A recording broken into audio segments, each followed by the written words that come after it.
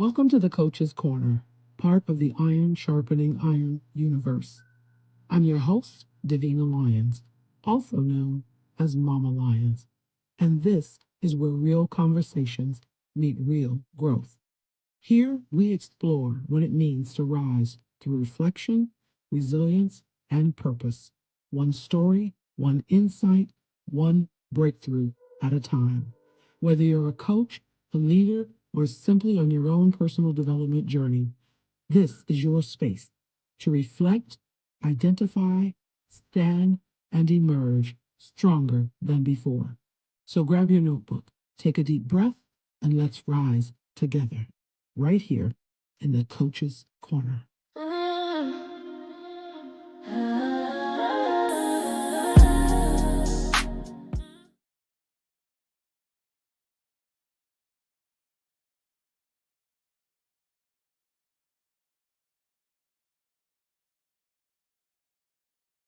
And change makers who are helping us to grow with purpose and confidence.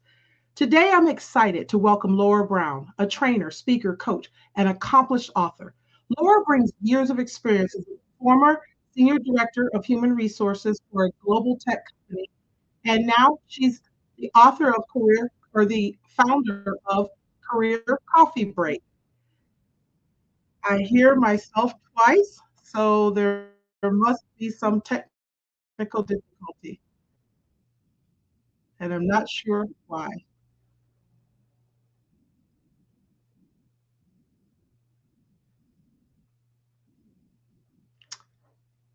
Okay. All right. So I have it playing twice somehow. All right. Well, we are live. So I guess we're going to just have to roll with it. I'm not sure if you hear it twice, but I certainly do. I do.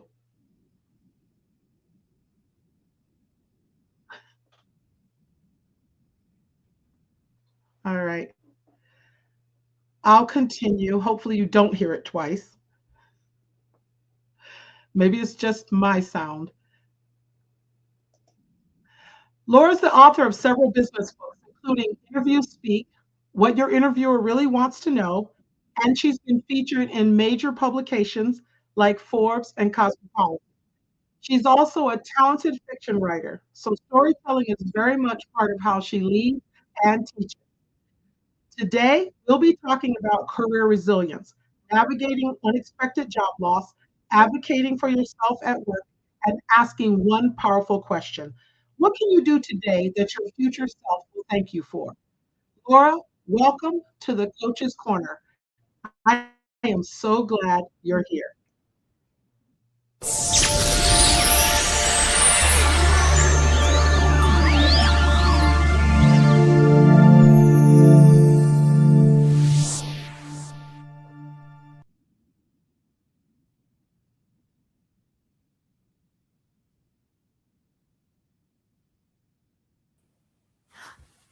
Hi, everybody. Hi, Davina. I am super glad to be here today. Thank you so much. Oh, you're muted.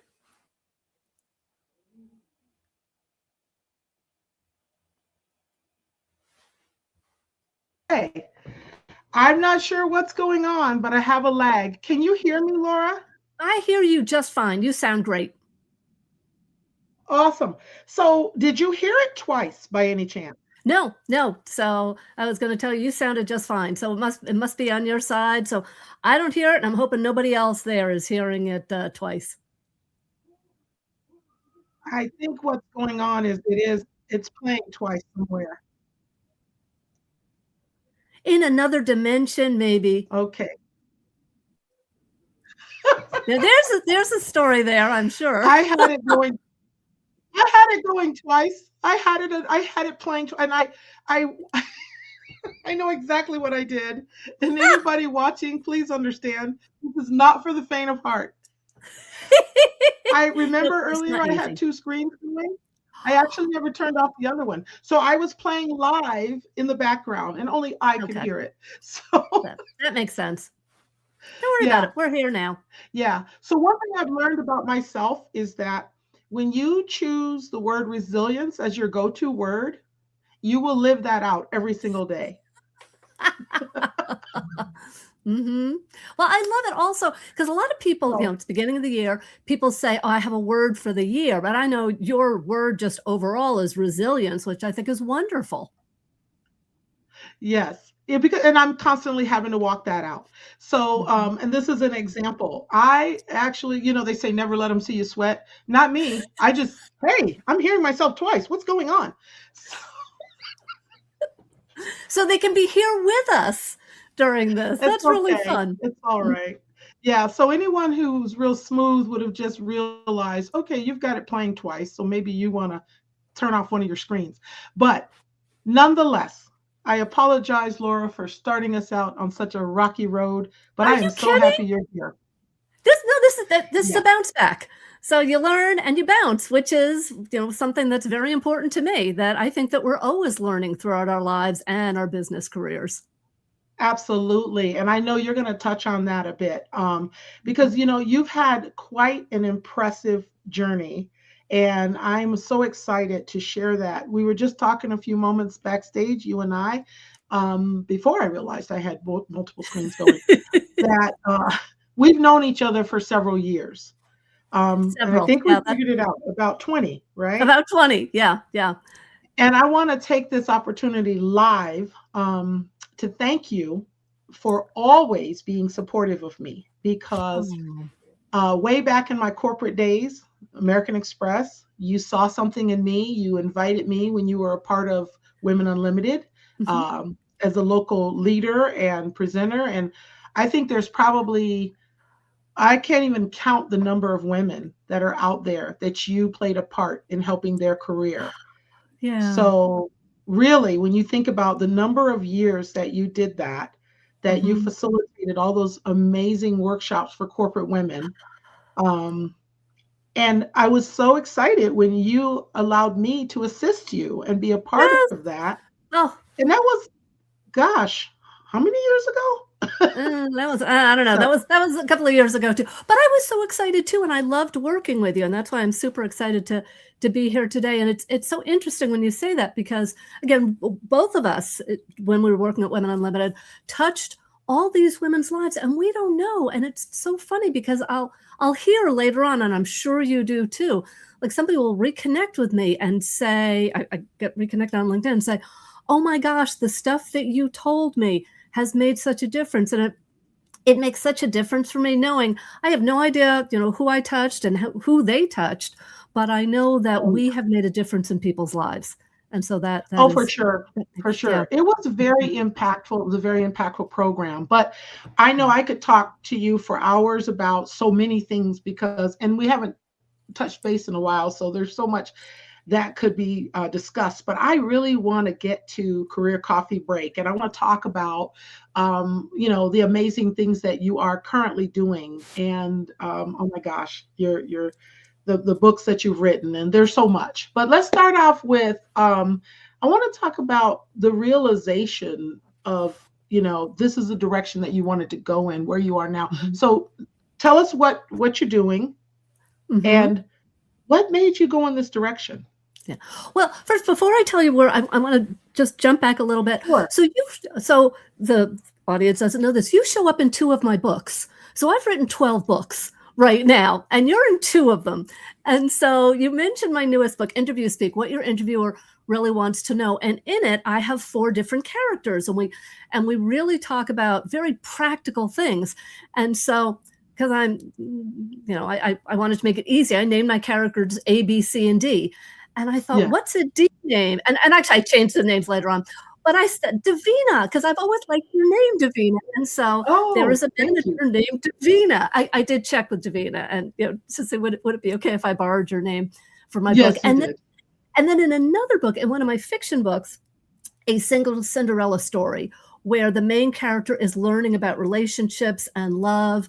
There is a character in there who helps her to understand how to be your authentic self. And that's based on things that Davina taught me. And at the end of the book, I mentioned Davina's name. So, so we've Yes. connected in a lot of different ways. So I just wanted to share that Davina's in 2 of my books. I'm so So now I'm going honored. to get back to Thank the you. question. You're welcome. So it's interesting because when I think back, what really, really started me is something that it was bad. So I was at this very nice company. I had a nice boss and I wanted a raise. And so I did, this was quite a while ago. This was early in my career. And I did whatever research I could then. And I was sure I deserved a raise. And I went and asked him, and he immediately shot me down. I mean, there was not even a discussion. It was like, nope.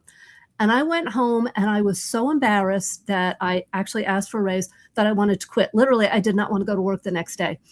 And I called a friend of mine. And so she was talking to me and she's like, well, what reason did he give you? Why didn't he give you the raise? And I don't know. He just said, no, I didn't ask him. So she said, you know what you have to do? I'm like, oh. So anyway, so the next day I asked Phil, my boss, Phil, and I'm still in contact with him years and years later. Yeah. And I said, help me to understand why you said no to the raise. He said, oh, because it's not raise time. I'm like, what? He said, it's not raise time. He said, in a couple of months, it will be raise time and you'll get a raise then. Now, that was the first time I understood that my company, as well as many other companies, give raises at a certain time, once a year or twice a year. Typically, raises and promotions happen. And then, fortunately, I asked a question, which I'm so glad I asked. I'm not sure even why I asked. I said, well, help me to understand what I need to do to get the best raise possible at raise time. And so because he said, no, you're doing a great job, but what do I need to do? And so he coached me a little bit. And so I made a couple of changes, but I got a great raise. And I started telling my friends about this. And I started realizing, wow, I am not the only person that struggled with getting a raise. And then I started really looking into it and I started, helping other people. And I just remember so many stories from, let's say, Women Unlimited. I remember talking to this one woman. And she said, well, I can't get a raise at work. It doesn't work. And I said, well, what do you mean? She said, I already asked my boss for a raise and it doesn't work. I said, well, tell me what you said. She said, well, I said to my boss, it would be nice to get a raise. And he laughed and he said, yeah, it sure would be. And I said, okay. Yeah. So I pointed out in a very nice way, well, he didn't hear that as an ask. He just heard that as an offhanded comment. And so by having her take a look at that, she was a little surprised. She's like, well, no. And I sort of walked her through it and she's like, oh. And so I coached her, okay, so this is what you have to say and you actually have to ask. So in talking to people and helping them to see things a little bit differently, I helped them. And I realized I could help so many more people with my books and with training and things like that. So yeah, so that know that I got really started me on the journey to where I am today. That's awesome. Yeah. Yeah. It's interesting how purpose is born out of discomfort sometimes, or, a challenge. And so that's pretty cool. I love that. I love that you paid attention and you took that as an opportunity to help people. So very, very cool. And it sort of evolved over time, right? Right. Okay. It did, because then I wrote it, I wrote a book, Increase Your Income, 7 Rules for Women Who Want to Make More Money at Work, with a friend of mine, Jill. And then we thought, you know what, not everybody likes to read business books. Let's make it a nonfiction, a fiction book. So then we wrote A Salary Cinderella Story, or How to Make Money Without a Fairy Godmother. And we have these 3 women that are dealing with issues with their relationships, as well as issues at work, and, how to ask for a raise and how to get a promotion. And so it was really, really fun, because we thought, hey, whether it's fiction or nonfiction, we can give this information out. Absolutely. And I remember those books, and I read those books, and I remember how entertaining they are, but at the same time, the underlying message is super important. So I agree. Yeah. I mean, so I was featured in it in a way. So of course. Well, yes. Yeah, no, that's pretty cool. I mean, I've always admired how you're able to move from, and I know you had other corporate work experiences yourself, but that you were able to still find time to write and to produce these amazing books, and publish and all of that good stuff. Yeah. So very, very cool. So you tend to focus heavily on people getting promoted or making more money. What's the biggest mindset shift for something like that? What before that becomes possible, what do you think people have to do? Well, okay, so if let's focus on the getting the money, the raise. Mhm. And because people have all sorts of things about money, and I'm not going to get into all those, but really the big thing they need to shift their mindset is that you really need to ask. That yes, sometimes you get raises and things like that.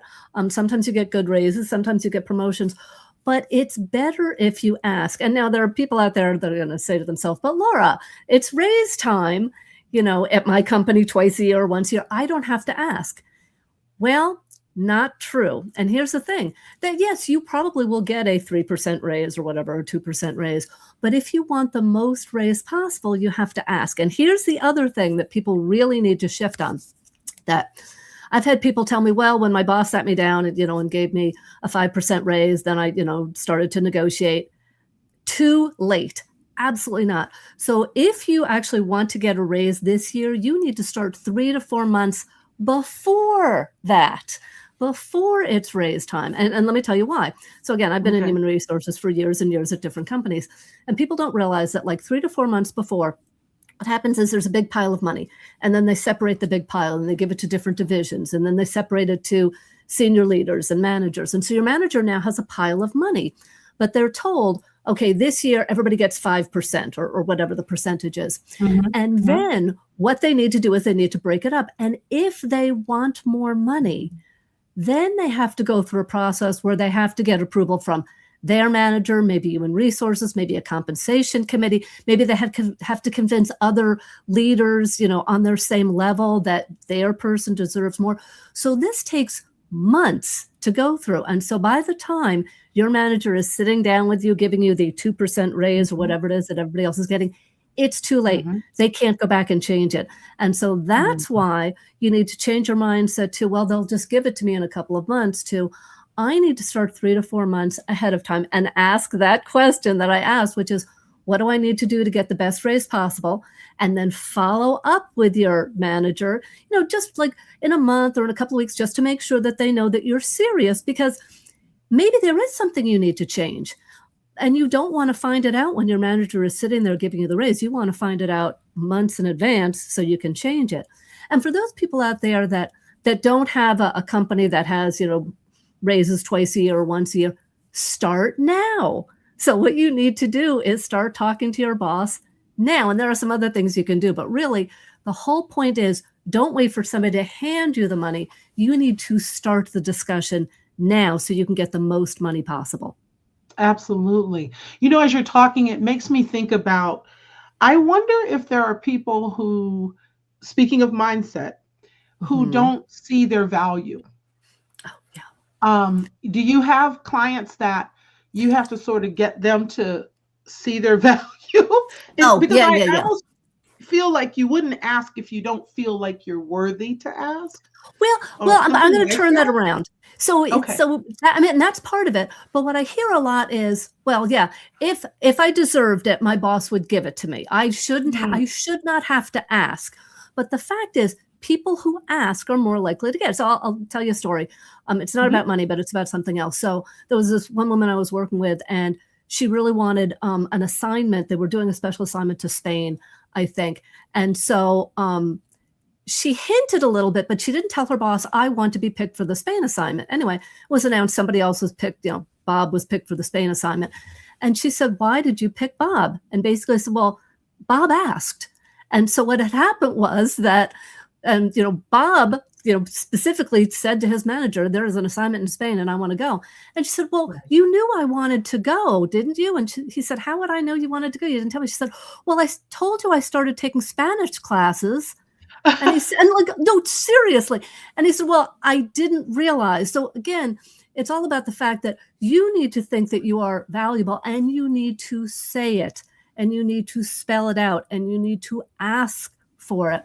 And I had another person, I told him, he was to tell his boss the good things he was doing. And he said, oh, that feels like I'm boasting, and I don't want to do that, and I'm uncomfortable. I'm like, look, Right. your boss needs to know.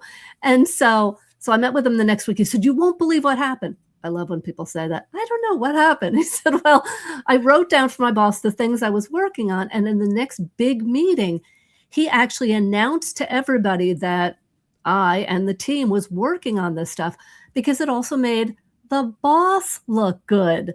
And so Right. he realized not only was it okay to tell his boss what he was doing, it was important. And so I tell people that you need to like write a weekly thing or bi-weekly, just an update. Let your boss know what you're working on, what you've done, so that they can share it with others. First of all, so that they know, because your boss is busy, so they can share it with others who will have to approve your promotion or something else. And you have to show your value in there. And so you have to Mhm. write down stuff that maybe, well, it seems obvious to me. Okay, so here's the example. So instead of Yeah. just writing down, I scheduled the yearly conference. So okay, who cares? Schedule the yearly conference, but think, what value did I bring? So I Right. help people to see their value.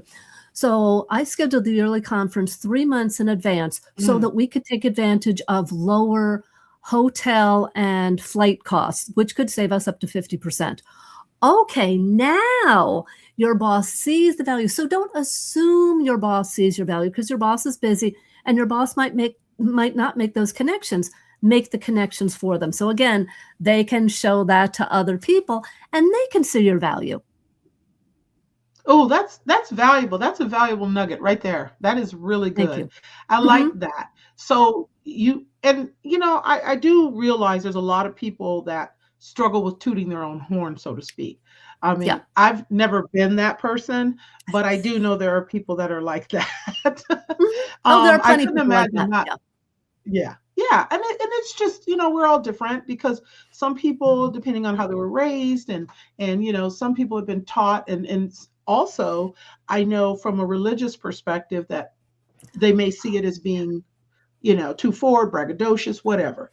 Right. So we all have different ways of seeing things, but I think Mhm. your advice is pretty solid because first, not, I don't think it, I know it, because because as a leader, I've been a leader in corporate settings over the years myself, and I know that when your people shine, you shine brighter, even because Mhm. and it's very important to make sure that you give that information to your leader. So I think that's excellent. I know that you work with people on interviewing, which it does relate to Mhm. your current book.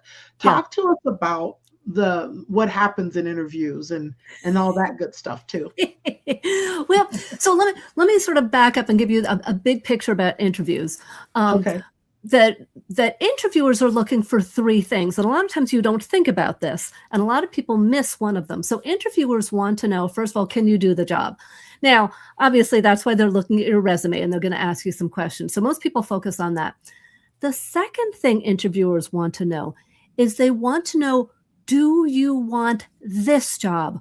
Are you motivated to do this job? Sure, they know you want a job, but do you want this job? And this is what most people miss out on, because they assume, Mhm. well, they know I want this job because I'm interviewing. No, no, you have to convince them. You have to show them. And then the third one is, will you fit in with the team? And so a lot of times there are questions about, give me an Mm. example about how you worked with a team with conflict, things like that. But the real thing I want people to remember is that you need to help them to see, you want this job. You're excited about this job. You're motivated to do this job. The other thing that most people don't think about is interviewers are scared. Okay. They are scared that if they move you forward and if they hire you and you do a bad job, it will look bad on them. So you need to True. really convince them, yeah, that you're a good fit and that you're going to be helpful and you're going to help the manager and you're going to help the team, because again, they're worried about their jobs. And so most of the time we don't think about that. We just think about us. And so if you can start thinking about what the concerns are of the interviewer, it can really make for better interviews. That's good. That's very good. I know. As you were saying that, I'm thinking about over the years, I've done so many interviews, and I think that's always running in the back of my mind is that, I'm looking for where does this person, and also trying to think about how this person would fit in with the team. Because as the interviewer, we know the team, the interviewee Right. does not. right? Mm-hmm. And so there's so many different things. So how, without giving away too much, how does, and you can tell me this is a by the book question, by the book, but you want an answer by the book. But I'm just thinking about, how does a person prepare themselves to Mm-hmm. really say, I want this job? Well, and again, it's all about preparation. That's exactly it. And so here's what I've heard from some people.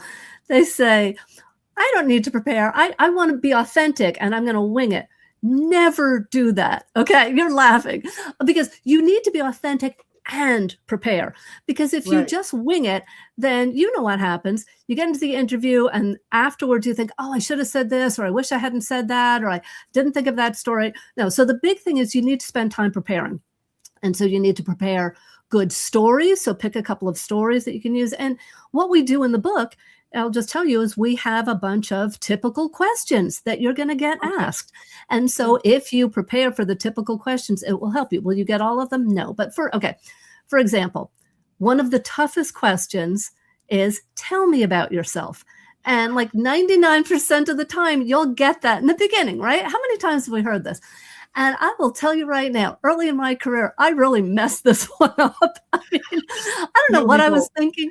Yeah, I just, oh, well, I like to knit, or I like to do, I don't know what I was saying. Okay, no, here's what you need to do. Also, don't just go on, because this is the beginning of the interview, okay? And so this sets the stage. So if you go on and on and on, and you spend 10 minutes talking about how you like to knit, I mean, you're done for. All right, no, so this answer should be 30 seconds to a minute, okay? Now, you might already have made a connection with a person, but if not, maybe make a connection. But then what you want to do is you want to pick 2 or 3 things that you're proud of that connect to the job. So I'm getting back to connect to the job.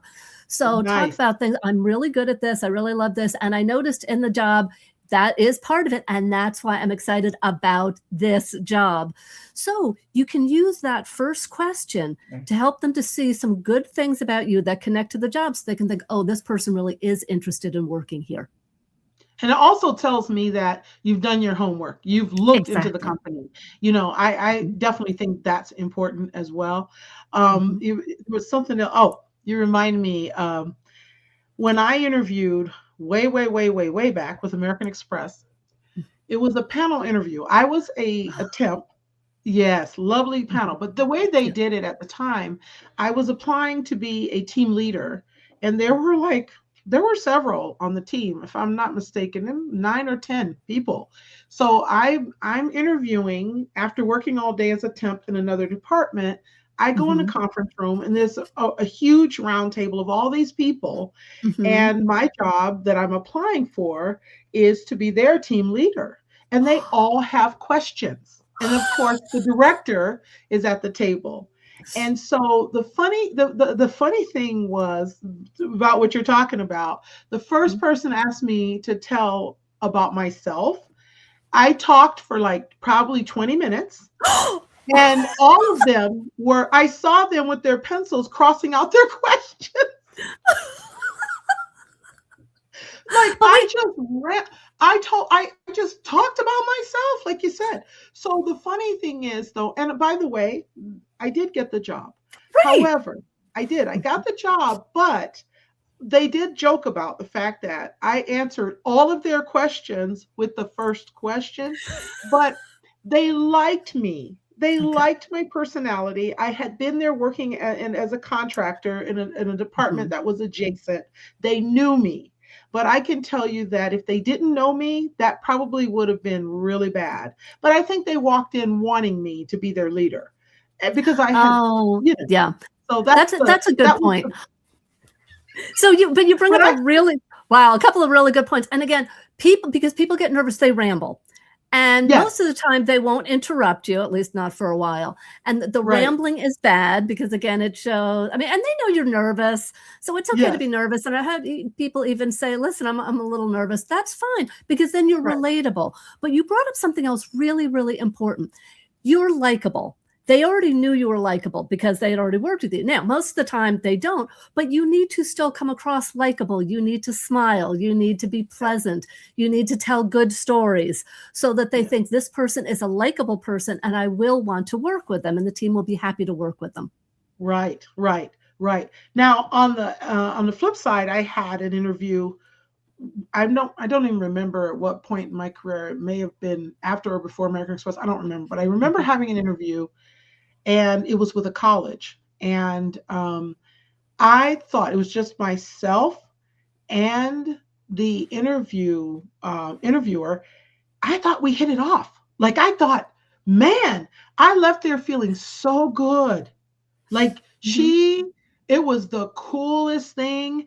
And, but I do remember I probably went too far in answering questions and a little bit personal and started just like chatting with her.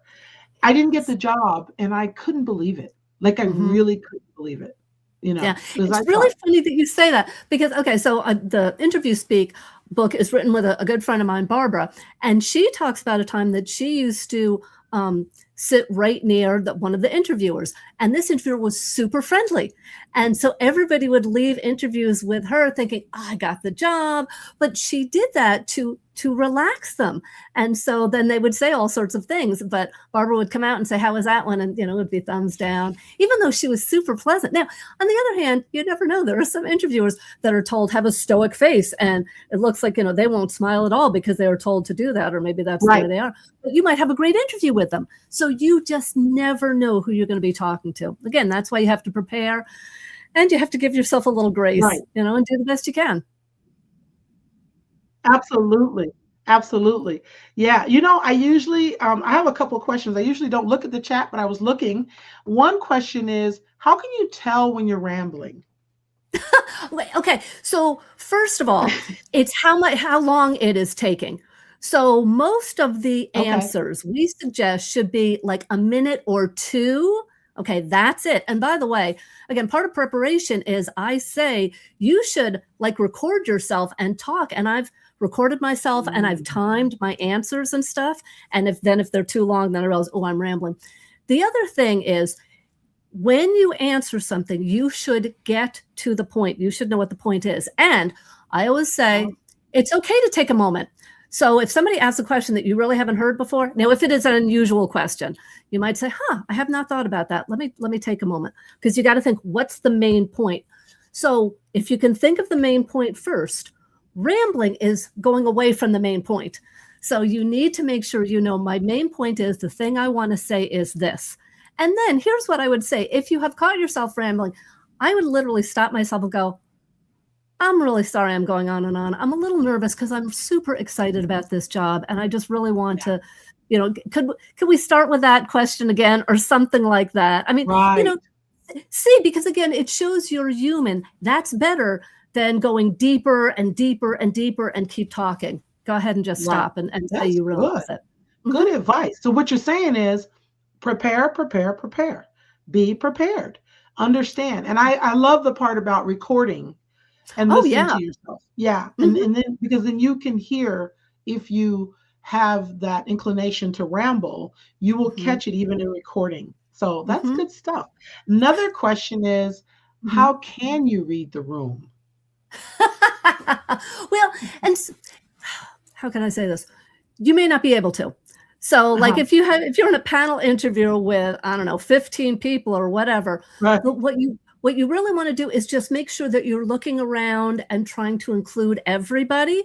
So that's sort of reading the room. But recognize if somebody is, sitting with their, with their hands clasped over here and somebody is sort of sitting that they're not looking, it should not take away from you. You should just look at them and just say, do you have any questions?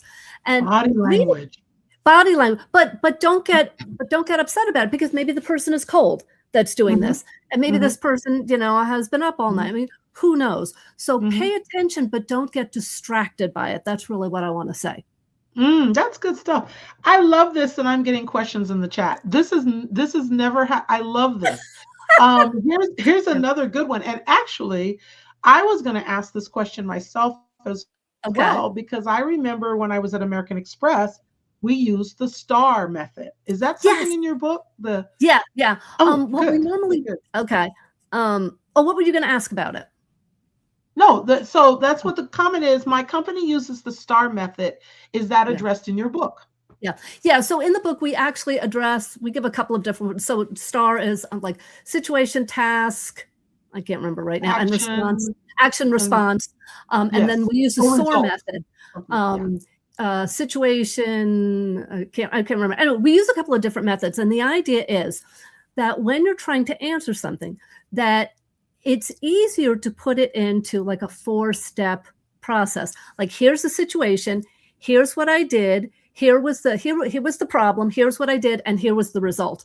So if you do that, it can help you do it in a shorter pattern. Now, the other thing that's really interesting is some companies are well known to use STAR or SOAR or something else. So honestly, Google the company before and find out if they're known to do it. And if so, then you should use the STAR method or the SOAR method or something else.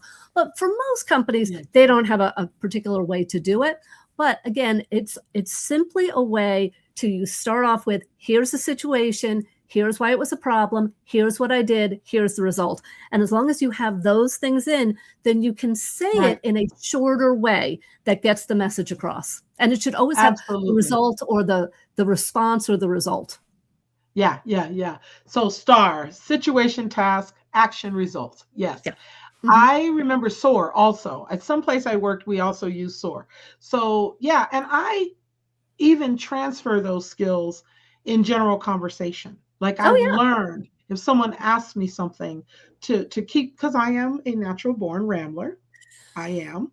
I know that. I know that. For a long time, I wouldn't even do lives because of that. If I just got onto Facebook and did a live, God only knows what I would. I'd still be on. Just going. And I cringe when I look back at some of the lives I did back in the day. I'm like, wow, I actually did that. But you did it. But you did it.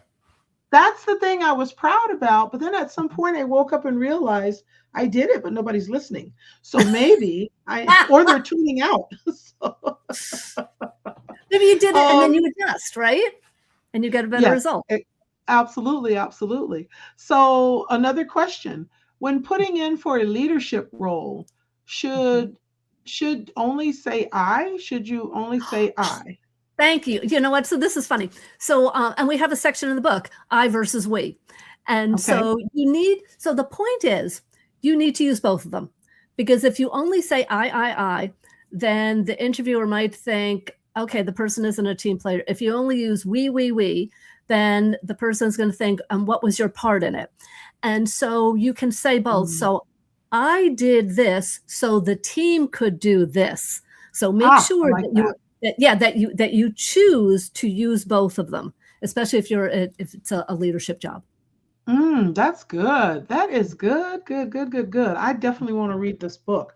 Yeah, I'm not, it's funny because as a teacher now, I'm not in that corporate world anymore where it's so different in education, I think, when you're a teacher. But I also think that a lot of what you share is good, not just from the perspective of applying for a job, but in terms of good communication. I think you cover off on good communication skills in the stuff that you've written that I have read.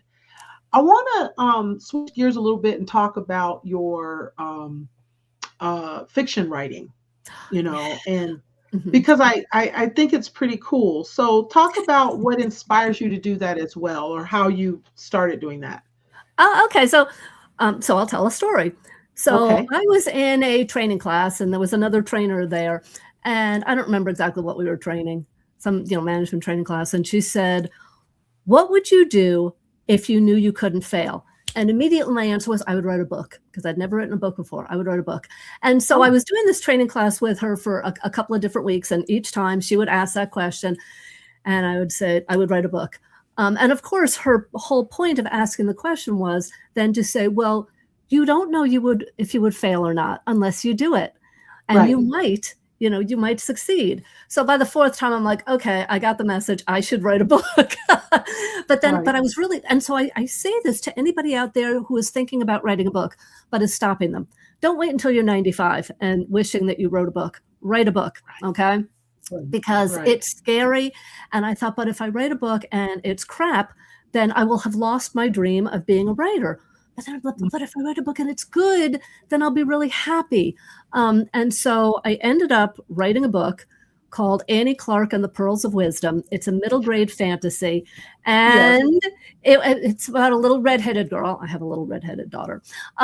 She's not little anymore. Anyway, so it's a middle grade fantasy. And it was an Amazon Breakthrough Novel Award competition semifinalist.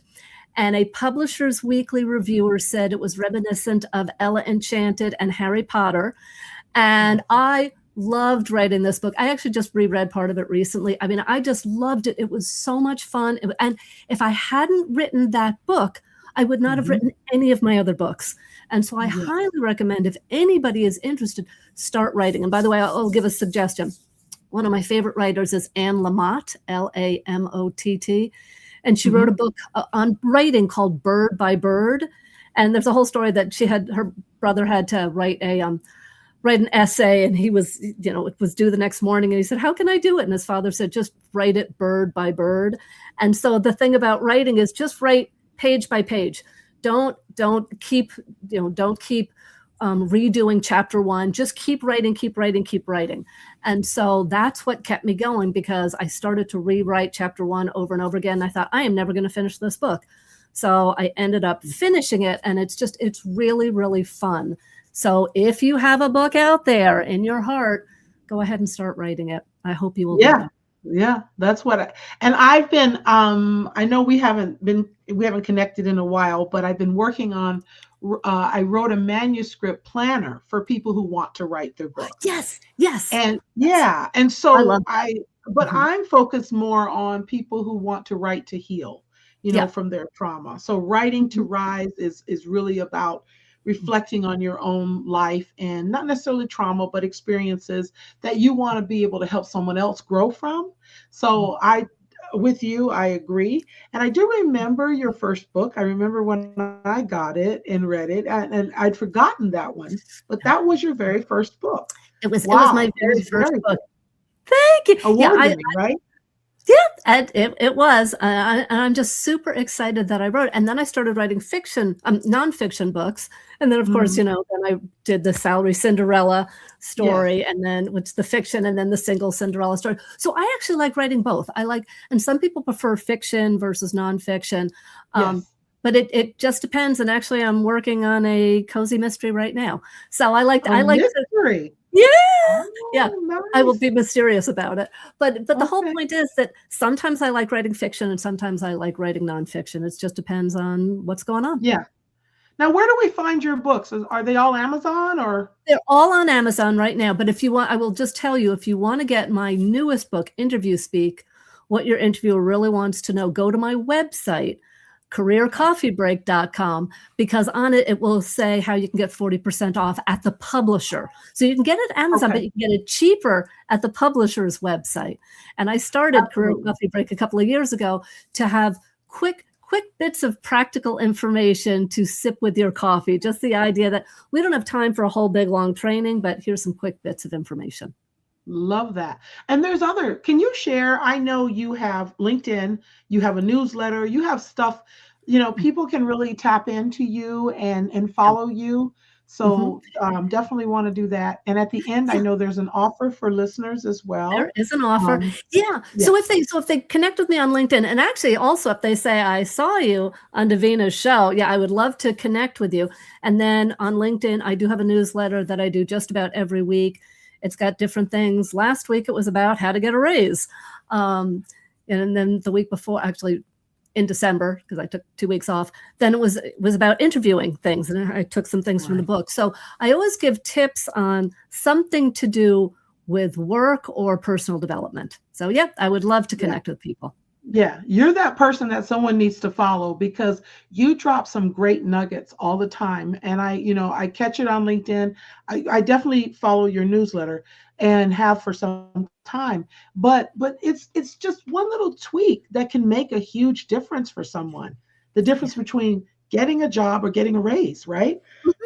So I Absolutely. really, yeah, yeah. I just and it's those things. When you talk about professional development, it's like the little snippets, the little pieces of advice to where you can tweak what you're doing definitely can make a difference. But we have to feed ourselves. We have to take that career coffee break, right? We have to sit and take a moment Yes. to do Mhm. that. So I love that. I'm going to share. I don't want to forget. Actually, I'm going to put it up right now because Okay. I don't want to forget. But I definitely want to share the fact that you have an offer for those who are listening right Right. So now. let me tell them. So I've And got 2 classes that I highly recommend. There's one class, and it's about how to get a raise at work, and it's like I think it's 8 different videos, and you can do it at your own pace.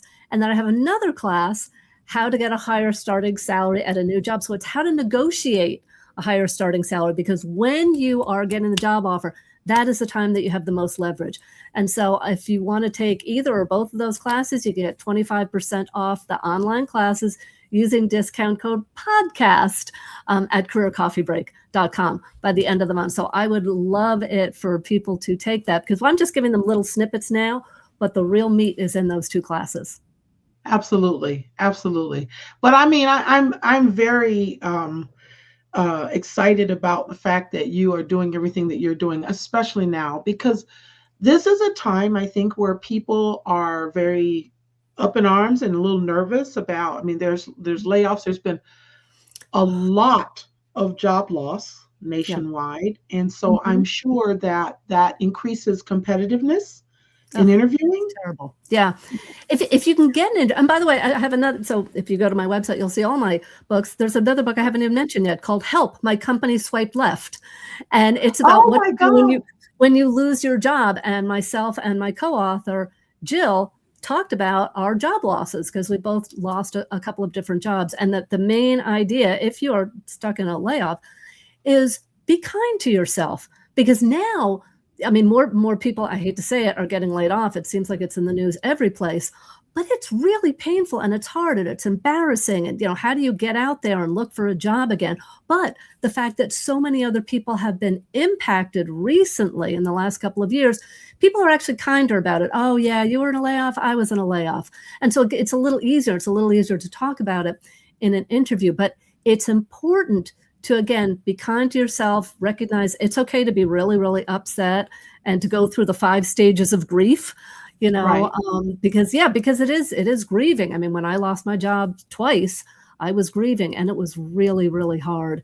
And I just, for people out there that are looking for jobs, it's a tough, tough time right now. And so that's why I want people to have as much preparation, have as much information as possible. By the way, I forgot to mention, because we're in Phoenix, if you're in Scottsdale, I'm going to be at the Scottsdale Book Festival on January 24th, Yes. which I'm super excited with. More than 100 other authors. It's going to be a lot of fun, and my co-author of Interview Speak is going to be there with me, and I'm going to have some of my books there, some of my other books there too. Yeah, and I think you posted that on LinkedIn, right? I think I Yep, saw I did that. post it So on if LinkedIn. you, Yeah. yeah, connect with Laura on LinkedIn as well. Those of you Mhm. who are on there, because I'm sure if they don't make that, there'll be other things in the future where they can connect with you. So Oh yeah, that's there'll really be other good. things. So that's awesome. There'll be 100 authors, all More different than 100. genres. More than All 100. different genres. I think it's 140. I can't remember right now. Yeah, all Wow. different. Yeah. I can't wait. I just love books. So it's going to Yeah, be really me fun. too. Me too. Yeah, I want to see if I can check that out. That is very, very good. Yeah, so a person commented, the struggle is real. It really is. It really is. It is. And no, it's so, I mean, I've been coaching people and, working with people for years and years and years. I got to tell you, I have never seen a job market like this. This is the Mm. absolute worst. And I thought 2009 was bad, and it was. 2009 Mhm. was, I think that's what was bad. This Mhm. seems just so much worse. And Mhm. again, people are getting laid off, and it has nothing to do with them. It was a numbers Right, game. It was their department got sold to, some other company, or got taken over, or got outsourced, or right. whatever. But just people are really feeling it, and it's taking months and months and months for people to even get an interview, and months to get another job. It's It really is rough. harder, isn't it? It is Yeah. Oh, harder. it is much harder. Yeah. How many, and I know you have a lot of HR experience, but, how many on average do you think for most jobs resumes are submitted? I mean, Oh, I don't know, but it's a lot, and then part of the hundreds problem is the sometimes. applicant tracking systems Yes. are, so if you're not familiar with applicant tracking systems, people don't look at your resume typically. I mean, Right. if you're in a big company, it's a tracking system. It's looking for words, and Keywords, yes. it spits out resumes that don't match. And so no person might ever see your resume until you get past. And that's why, again, it's important to prepare and look at your resume. And there's lots of good stuff online as to how to put keywords in your resume that match with the job, so somebody will actually see you. But here's my other tip. Besides that, network, network, network. Right. So I remember a Who you number of know. my jobs I got because I contacted somebody who knew somebody else who connected me, and I got around the applicant tracking system. And I know if you have just been laid off, the last thing you want to do is network, but that's what you need to do. And my suggestion, actually, it's January for everybody out there. You should start networking, just start checking in with people, 5 people a week. How are you doing? What's going on? Haven't talked to you lately. So that if and when you are looking for another job, you're not just surprising people, you've stayed in contact with them. So Good I think point. networking is super important right now, and I would highly recommend. Yeah. Do you think, and this is, I'm way off track here, but I'm just, I'm having a conversation with my friend. Yep. Um, do you think that after post-COVID, where people were so much more used to being virtual, has that impacted the job market as well, with being, or even with people not getting out and networking the way they used to? Oh yeah. I think Yeah. everything's I mean, online. and I think, yeah, before COVID, I mean, I was in networking groups, and we would go out and meet. And obviously during COVID, we didn't, and we stopped meeting. And we did like some virtual coffees and stuff like that, but it's not the same Not to the go on a same. virtual coffee. So now the good part is you can do that from wherever you are. And so I Right. still think that doing some virtual networking is great, and I can have a virtual coffee, with somebody anyplace. But really, the going to a meeting and meeting people that you don't know, there's no replacement for it. And Right. it really did shut down. And I know that more people are doing it, and there are some really good organizations, but we need to actually get out there and do it. And so you mentioned something in the beginning that a question I ask myself every day is, what can I do today that my future self will thank me for? And Mm. so I ask that every day, because that's what stops me from just sitting and eating popcorn and scrolling through my phone, which is what I just feel like doing. So it might be, okay, I need to go to a networking event. I need to find a network. I need to ask somebody what network they're in. So when you're thinking about, in 6 months, what will I be happy that I've done? It could be going out and networking. That's a good one. Right. I love that question. Because the answer can be so many different things, but it's all forward thinking, it's all positive. Yeah. Because otherwise you wouldn't be thanking yourself in the future, right? Right. So, Yeah. I'm so not going to thank there's myself no, for just eating popcorn or chocolate or whatever. No, I'm going to thank myself for starting the book, or I'm going to thank myself for yeah. reading the book, or for connecting with a friend. Yeah, all things that take action. That's what I'm going to be thanking myself for. That's great. That's great. And that question, if you think back on you asking that question of yourself, what are the milestones? Is it the writing the books? What's the coolest milestones from that question? Um, it's probably been writing the books and starting the books and keeping going. So that's Okay. probably been, yeah. And okay, so I'll tell you a story about interview speak. So I've known Barbara for years and years and years, probably as long as I've Right. known you. Um, and so she's really good. She's been an interviewer, and she's coached a lot of people. And so a couple of years ago, I said, Barbara, there's a book in there. And she said, nope. I mean, like, literally, nope. And so I kept bugging her, Barbara, we could write a book together on this. And she's like, nope, nope. And I kept just every now and then saying it. And after about a year, I kid you not, she finally said, you mentioned a book thing. I might be interested in doing that. And so we ended up, so we started working on it. And the funny part is I said, okay, well, write, the stuff that you want to write. And so she gave it to me. She said, I'm done. And I laughed, and she will laugh at this. She still laughs at this now. I said, what you just wrote is a pamphlet. That's not a book. Okay, we're now going to take the pamphlet and we're going to turn it into a book. And so we made it a lot bigger, and then we made characters again. So because people like to see characters, like we have these 4 characters answer questions, and we actually go through and say what was good about the answer and what was bad about the answer and how could it be better. But it all started with me saying, Barbara, I think there's a book there. And I didn't take no for an answer when she said no to me. Right. Yeah. And I think you're a natural storyteller. I think that's part of your style. And even in facilitation, right? Workshop facilitation, the stories are very important. I think people respond better because they can see themselves in the scene, so to speak. I like it. I love when people tell stories because now I'm able to completely relate. So that's pretty cool. And I'm sure that has helped a lot with you progressing. Oh, yeah. Well, if you think about it, people don't remember numbers. People remember how you made them feel with the story. So it's not enough just to tell a story. It's got to be a story that has meaning. It has to be a story that has feeling. It has to be a story that connects with people. Relatable. That they can relate to. And that's what they'll remember. Right. And I use that even in the classroom as a teacher.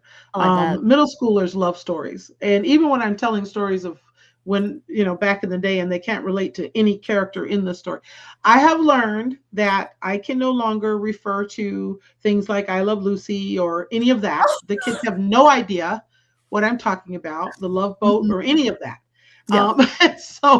And so I have to work on making my stories relatable.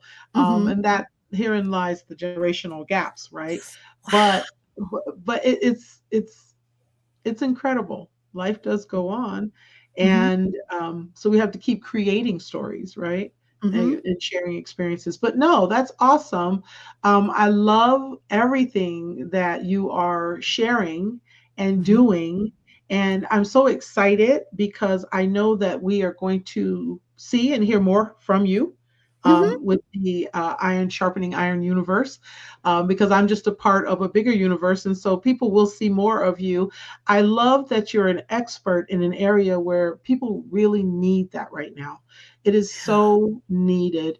I think that confidence and the and people being resilient, the ability, of course, to bounce back, especially from job loss, especially from, having tough interviews, and to be confident to keep going. Because I think finding a job is a job itself. Oh, yeah, absolutely. It's hard. It's hard. And it's like everything you have within you, you have to exercise to keep going and to keep, because rejection can be a part of it. Yeah. And ghosting.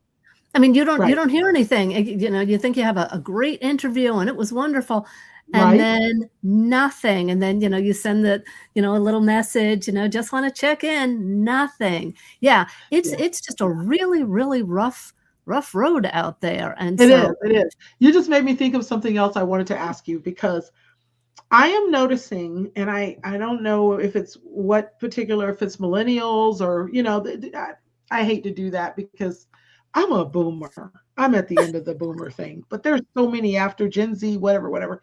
I'm not good at remembering what they are. But I do know that I joke all the time with a colleague who is a self-proclaimed millennial. And we always, she says she has no problems with quitting jobs, because if it's not, and I think about all of the people in her age group that I know, they will bounce around no problem.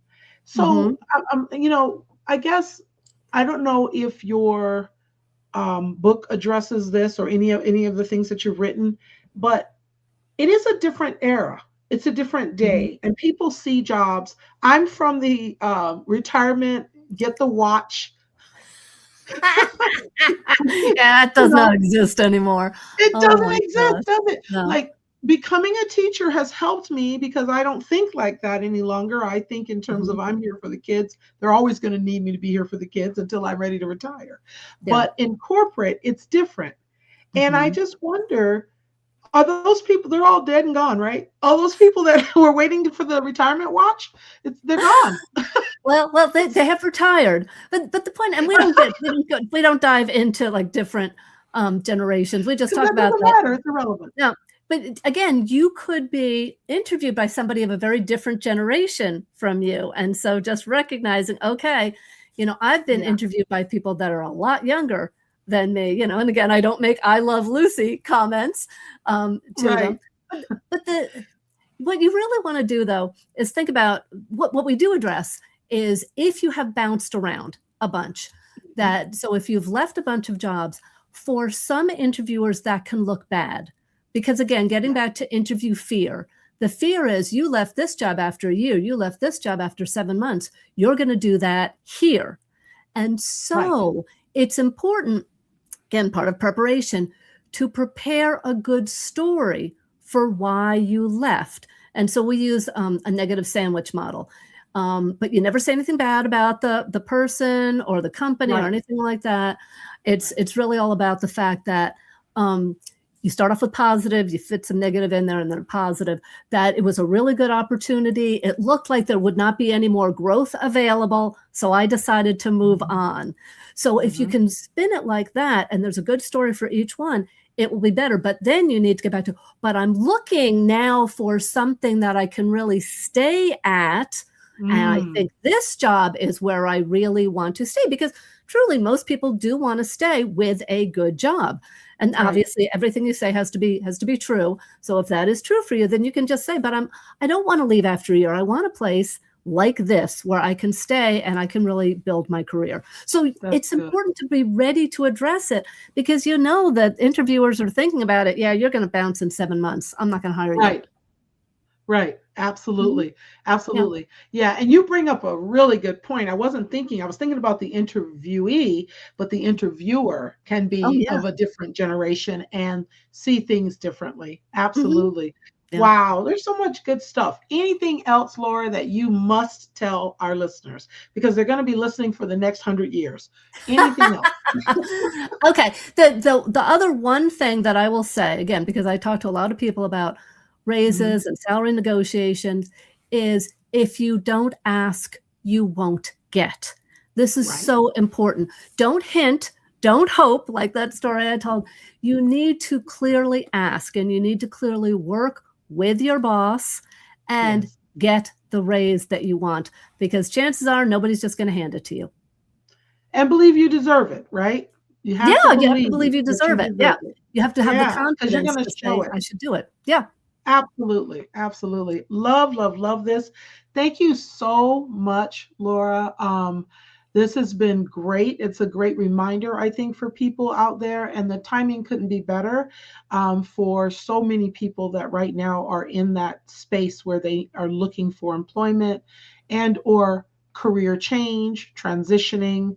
I know we Mhm. didn't talk a lot about that, but there's room for you to come back if there's anything else you want to share right now, certainly you can.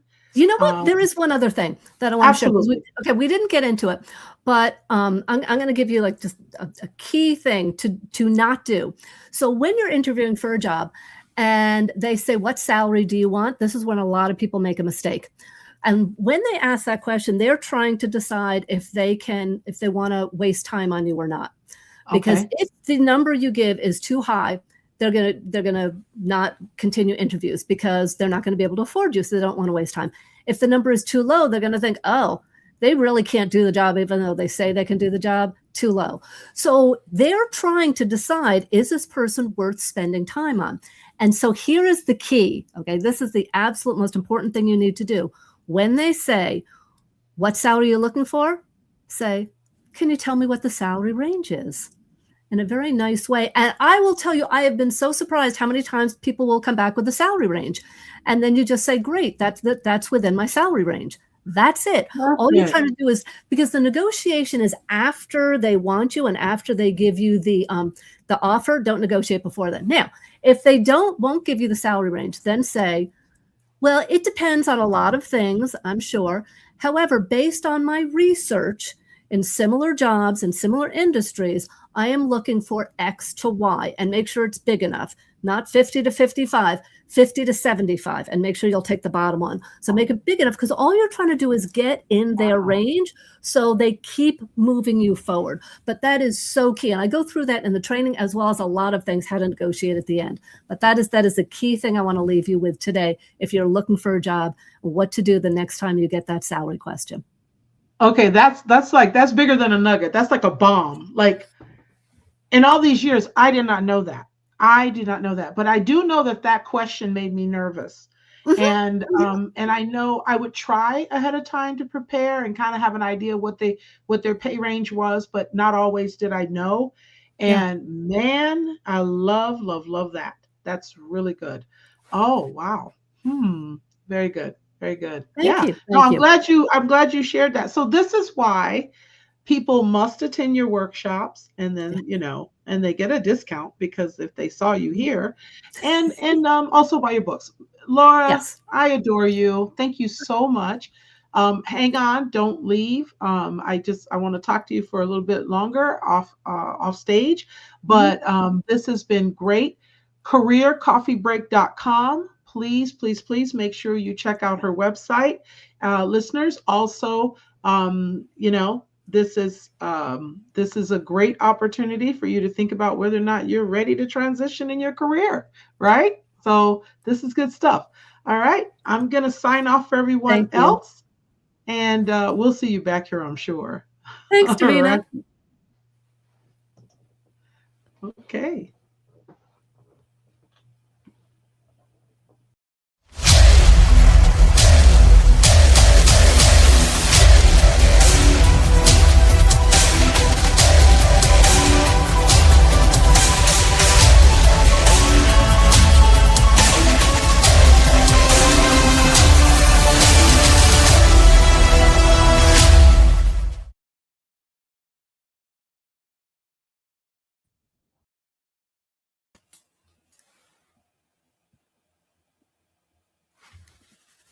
That was so fun.